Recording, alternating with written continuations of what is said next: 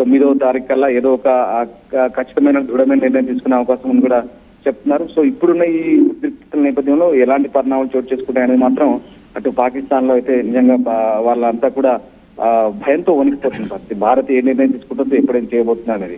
So ఆ రకంగా మనం కూడా ఈ త్రివిధ దళాల మీటింగ్ పెట్టాం. ఇప్పుడు పాకిస్తాన్ లో కూడా అదే పరిస్థితి. వాళ్ళు కూడా అక్కడ పరిస్థితులను బెదిరించినందుకు అక్కడ ప్రతిపక్ష పార్టీలతో కలిసి ఆర్మీ ఉన్నతాధికారులతో కలిసి అక్కడ కూడా ఉన్నత స్థాయి సమావేశం నిర్వహించాలని పాక్ ప్రభుత్వం కూడా నిర్ణయించినట్టుగా తెలుస్తుంది. ఎలాంటి పైన యాక్షన్ ఉండాలి, భారత్ ఇంకా దాడి చేస్తే ఏం చేయాలని కూడా వాళ్ళు కూడా సన్నద్ధమవుతున్నారు. సో దీనికి అందరిని ఆహ్వానించారు. అలాగే కాకపోతే ఇమ్రాన్ ఖాన్ పార్టీ ఒకటి పాకిస్తాన్ తెహ్రీక్ ఇన్సాఫ్ హాజరు కామని చెప్పినట్టుగా తెలుస్తుంది. చాలా కాలంగా ఉగ్రవాదాన్ని పీటీఐ ఖండిస్తోందని ఆ పార్టీ వ్యవస్థాపకుడు ఇమ్రాన్ ఖాన్ కూడా తన వైఖరిని చాలా నొక్కి చెప్పిన పరిస్థితి. సరే ఏదేమైనా వాళ్ళ పార్టీల మధ్య అంతర్గత కోణం అది మనకు అవసరం లేదు వాళ్ళ దేశంతో.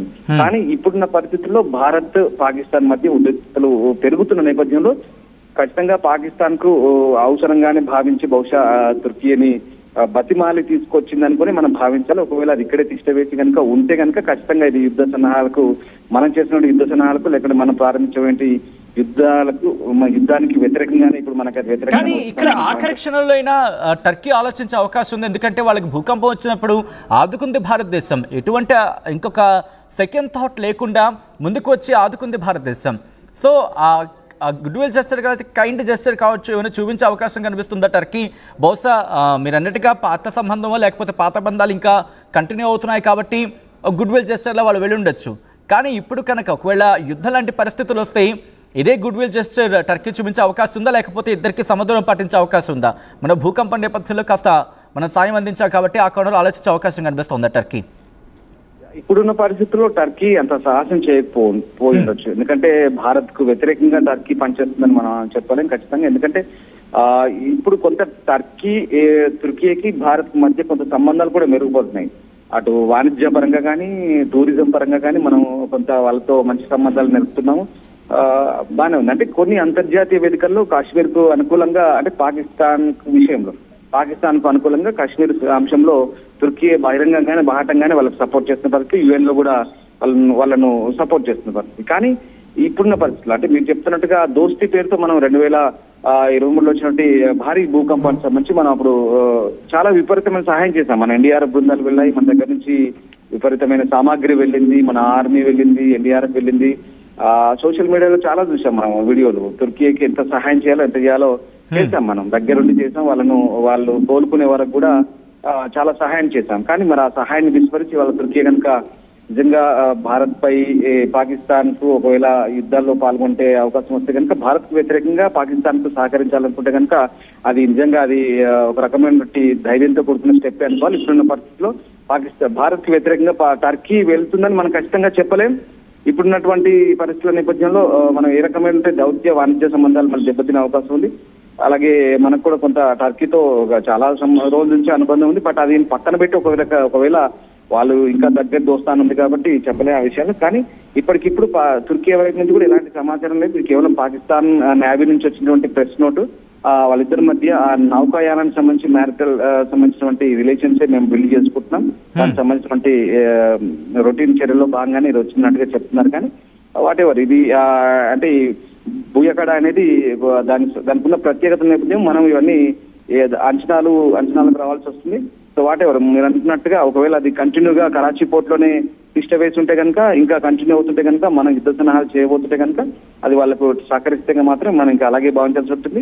మనకున్న మార్గాల్లో మనం టర్కీపై ఒత్తిడి పెంచే ఛాన్స్ అయితే డెఫినెట్ గా ఉంటుంది. రైట్, ఒక్క నిమిషం మీరు లైన్ లో ప్రయత్నించండి రామ్దాస్. ఒక్కసారి అంటే ఈ భూయికుడికి సంబంధించి మాట్లాడుకునే సందర్భంలో దీని రేంజ్ వచ్చేసి ఏకంగా 6480 కిలోమీటర్లు దీని రేంజ్. పోనీ దీనిని కనుక రంగంలోకి దించితే మన దగ్గర ఏమైనా తక్కువ ఉన్నామా? మన విక్రాంతి లేదా? మన విక్రాంతికి సంబంధించి అదొక్కటి చాలు.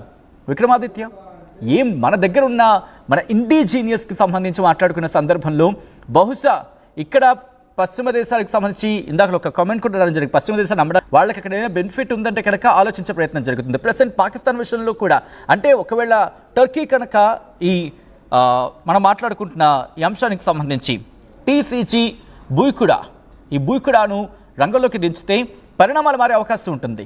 అలా అని చెప్పి పూర్తిగా కొట్టిపారేయలేం. ఎందుకంటే ఇది మన వైపు రావాలంటే అరేబియా సముద్రం, మన ఇండియా వైపు రావాలంటే అరేబియా సముద్రంలోకి ఎంటర్ కావాలి. అరేబియా సముద్రంలోకి ఎంటర్ కావాలంటే మధ్యధరా సముద్రం నుంచి సూయజ్ కెనాల్ మీదుగా ఎర్ర సముద్రంలోకి అడుగుపెట్టిన తర్వాత రావాలి. ఎంతలోపు అది చాలా ఎర్ర సముద్రం నుంచి వచ్చే క్రమంలో హౌతీలు ఉన్నారు. హౌతీలు బహుశా వీళ్ళకి హెల్ప్ చేయొచ్చు ఆ సందర్భంలో.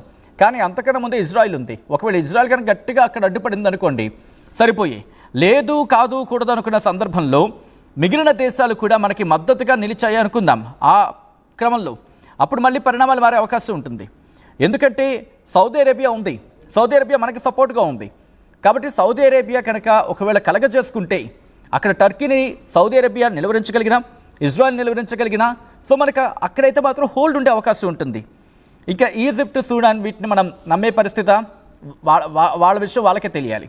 బట్ ఇక్కడ మనకి హోప్స్ ఉన్నవి ఎక్కడున్నాయంటే కనుక సౌదీ అరేబియాకి సంబంధించి కాస్త ఉన్న పరిస్థితి ఉంది.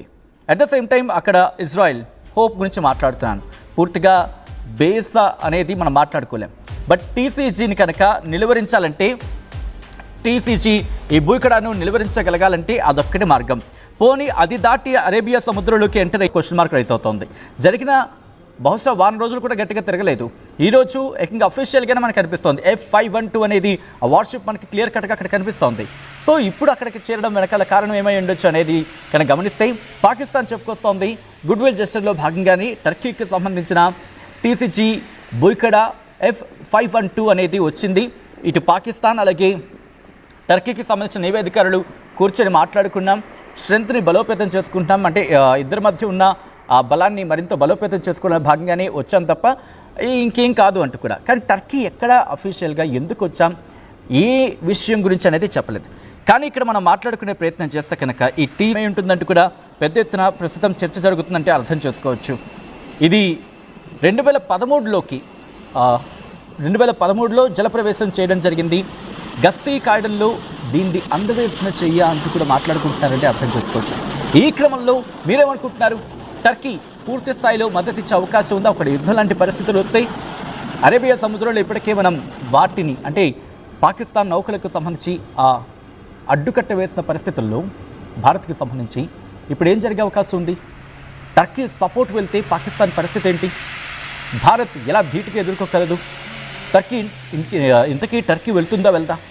మీరేమనుకుంటున్నారు? కమెంట్ చేసే ప్రయత్నం చేయండి. ఈ కథను మిమ్మల్ని కాస్త కలవరపరచొచ్చు. అయితే మిమ్మల్ని కలవరపడి గురి చేయడం ఆర్టీవీ ఉద్దేశం కాదు. కానీ ఇటువంటి కథనాలు చూసినప్పుడు కాస్త కలవరపడే అవకాశం ఉంటుంది. కాబట్టి దీనికి సంబంధించి తగిన జాగ్రత్తలు తీసుకోవాలని ఆర్టీవీ సూచించడం జరుగుతోంది. ఒక్కసారి అక్కడ ప్రిపేర్నెస్ యుద్ధ విన్యాసాలు పాకిస్తాన్లో జరుగుతున్నాయి. ఆ విన్యాసాలను చూసే ప్రయత్నం చేద్దాం.